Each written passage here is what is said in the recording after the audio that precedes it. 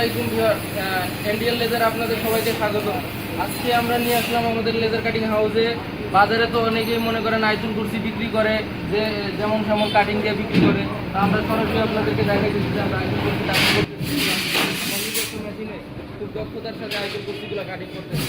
দেখেন এক একটা আইতুল কুরসি কাটতেও না হলেও 2 থেকে 2.5 ঘন্টা সময় লাগে। তো ভিউয়ার্স,